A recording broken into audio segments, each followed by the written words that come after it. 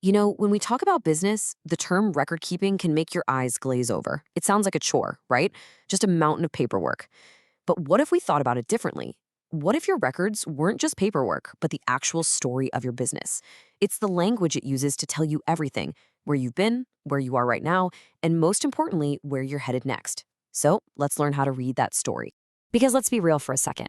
If you don't have a solid handle on your records, what are you really doing? You're kind of flying blind. You think that new product is a hit. You feel like you're turning a profit, but you're just guessing. And I think we can all agree guessing is a pretty terrible business strategy. So here's our game plan for this explainer. We're going to build this thing from the ground up.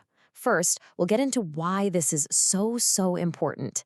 Then, we'll see how a single little receipt can lead to some massive insights.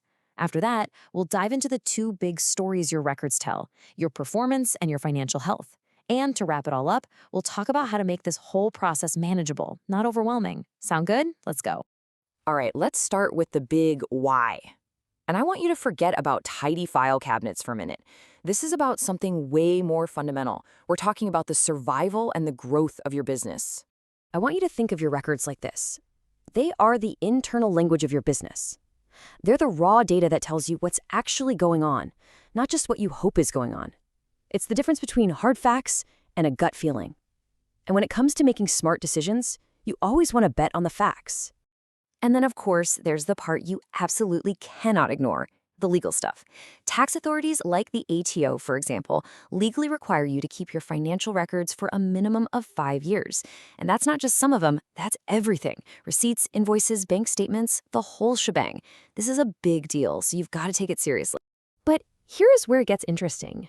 That legal requirement, it's actually a gift in disguise. Because having 5 years of data is an absolute goldmine for you. It lets you spot trends, see if your costs are slowly creeping up, or figure out which services are your real moneymakers. It's basically your business's secret weapon. So it really all boils down to these three pillars. 1, legal compliance. You just have to do it. 2, strategic decisions. You should want to do it to run your business better. And 3, securing funding. If you ever want a loan or want to bring on investors, you can't just walk in and say, "Trust me, we're doing great." You have to prove it with the numbers. Okay, so we're all on board with why this is critical. But how does it all fit together? I mean, how do we get from one little coffee sale to a big picture view of the entire company? Let's follow the money. The whole process is actually super logical. Think of it like building blocks. It all starts with the first block, the evidence, which we call a source document. Then that evidence gets organized into a log, kind of like a financial diary called a cashbook. And once everything's logged, you can use that to create the big picture reports that tell the full story. Every single thing starts right here with the source document. This is the seed. It's the original, undeniable proof that a financial transaction actually happened. We're talking about a sales receipt, an invoice from a supplier, a bank statement. If money moved, there has to be a source document. No exceptions. Now, a shoebox full of receipts doesn't really help anyone. That's where the Cashbook comes in. It's your business's financial diary. You're basically just creating a simple running summary of all the money coming in and all the money going out based on those source documents. Now, you might be thinking, hey, can't I just wait for my bank statement at the end of the month? Well, you could, but the magic of a Cashbook is control and timing. It gives you an immediate, up-to-the-minute view of your cash. You know exactly what came in today and exactly what went out. You're not waiting weeks to find out if you have enough cash to pay your bills. That's called liquidity, and it is king. So daily tracking is awesome for control, but it doesn't answer the million-dollar question. After all that hustle over a month or a quarter or a whole year, did you actually make any money? To figure that out, we need to move from the daily log to our first major financial report. And that report is the income statement. You'll often hear it called the P&L, for profit and loss. Its job is super simple: to tell the story of your performance over a specific chunk of time.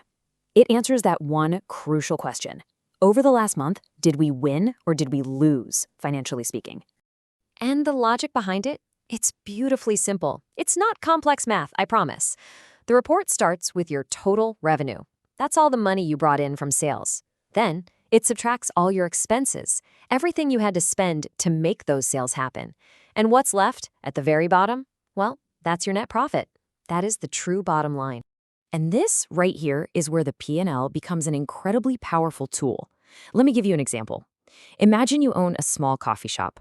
You look at your P&L for the month and see sales are up 10%. You're ready to celebrate, right? But then you look at the bottom line and your profit is actually down 5%. How? The P&L tells you exactly where to look. Turns out the cost of your coffee beans secretly doubled. Without that report, you'd be celebrating higher sales while your business was slowly bleeding cash. See the power here? Okay, so the income statement tells us about performance over time. It's like a movie.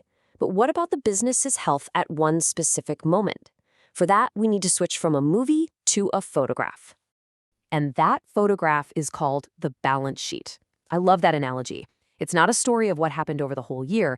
It's a financial snapshot taken on one specific day, say the very last day of the year. It shows your company's overall financial health and stability in that single instant.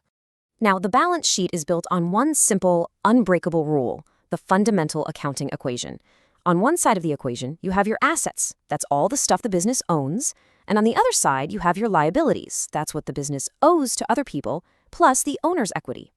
Think of equity as the owner's personal stake in the company. It's their skin in the game. And those two sides, they have to equal each other. They must always balance. And here's why it has to balance. It makes perfect sense when you think about it. All the stuff the company owns, its assets, had to come from somewhere, right? The money was either borrowed from someone else, which creates a liability like a loan, or it came from the owner's own pocket, which is their equity. That's it. Those are the only two ways to fund the assets. So it has to balance. Okay, this framework is great, but I get it. It can still feel like a lot. So how do we make this whole thing manageable in the real world? Let's get super practical. Here's your simple toolkit for success. Number 1, use technology.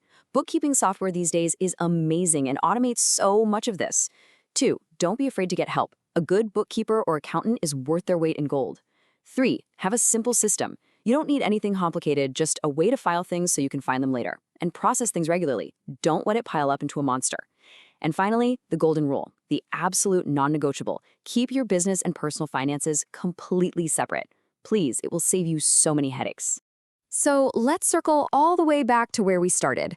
Your records are not a chore. They're not just about staying out of trouble with the tax office. They are the story of your business. They tell you where you've been, they show you exactly where you stand today, and they give you the map to figure out where you can go next. And that leaves me with one final thought for you to chew on. This whole framework, tracking what comes in versus what goes out, and what you own versus what you owe, how could you take these exact same ideas and apply them to get a clearer handle on your own personal finances? Just think about it. It might just be a total game changer.